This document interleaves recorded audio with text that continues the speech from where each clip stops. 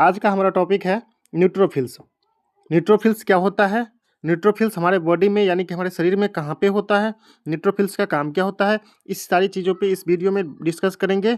तो प्लीज़ आप लोग इस वीडियो को लास्ट तक ज़रूर देखें और यदि चैनल को सब्सक्राइब नहीं किए हैं तो प्लीज़ चैनल को सब्सक्राइब कर लीजिएगा, ताकि इस तरह का जो वीडियो आएगा जब अपलोड करेंगे तो आप लोग तक पहुँच जाएगा। चलिए चालू करते हैं। न्यूट्रोफिल्स जो है, न्यूट्रोफिल्स एक WBC का ही टाइप है। WBC का ही टाइप है, यानी कि हम पिछला वीडियो में बात किए थे WBC। तो WBC में देखे थे दो टाइप का WBC था, एक ग्रेनुलोसाइट था, एक एग्रेनुलोसाइट था। तो ग्रेनुलोसाइट में आता था न्यूट्रोफिल्स, इसिनोफिल्स और बेसोफिल्स।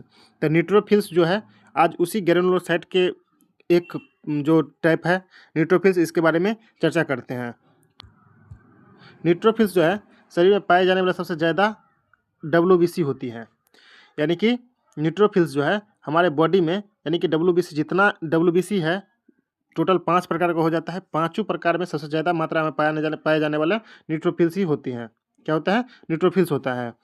यह बहुत ही ज़्यादा गतिशील होता है, यानी कि मूवमेंट करने में मोटाइल।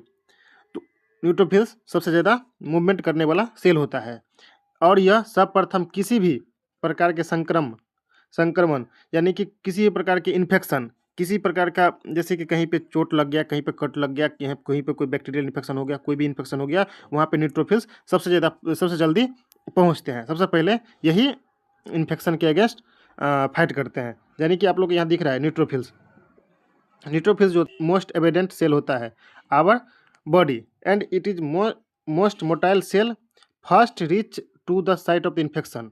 सबसे पहले क्या करता है, कहीं पे जहाँ पे इन्फेक्शन साइट है वहाँ पे पहुँचने का काम कौन करता है? न्यूट्रोफिल्स करता है। न्यूट्रोफिल्स ही सबसे पहले क्या करता है, कोई भी इन्फेक्शन होता है उससे लड़ने का काम करता है। यदि न्यूट्रोफिल्स का संख्या हाई हो गया है तो उसे बोलेंगे न्यूट्रोफिलिया।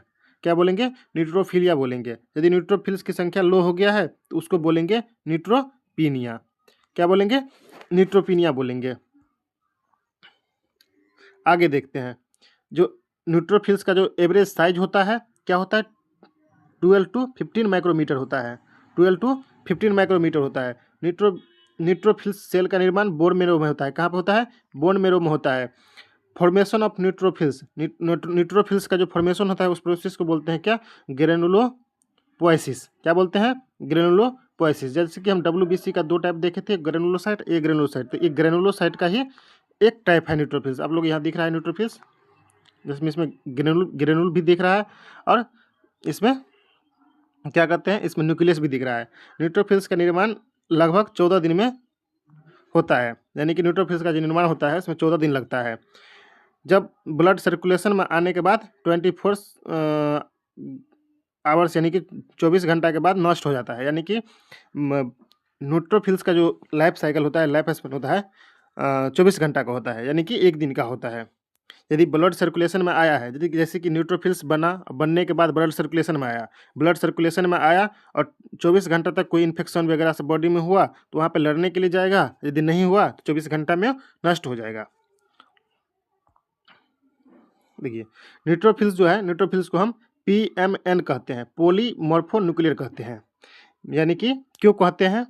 देखिए, क्योंकि न्यूक्लियस अलग अलग आकृति में पाया जाता है। न्यूट्रोफिल्स का जो न्यूक्लियस होता है सो अलग अलग आकृति यानी कि अलग अलग आकार के पाया जाता है। यानी दिख रहा है आपको, पोली मतलब बहुत सारा, मॉर्फो उसका बनावट, न्यूक्लियर मतलब जो न्यूक्लियस होता है बहुत संख्या में होगा, उसका अलग अलग टाइप का होता है। जैसे आपको लोग को दिख रहा है इसमें देखिए सब क्या है? न्यूट्रोफिल्स है, लेकिन सबका न्यूक्लियस डिफरेंट टाइप का है, अलग अलग है, थोड़ा बहुत डिफरेंट है। तो इसीलिए इसको बोलते हैं पॉलीमॉर्फोन्यूक्लियर।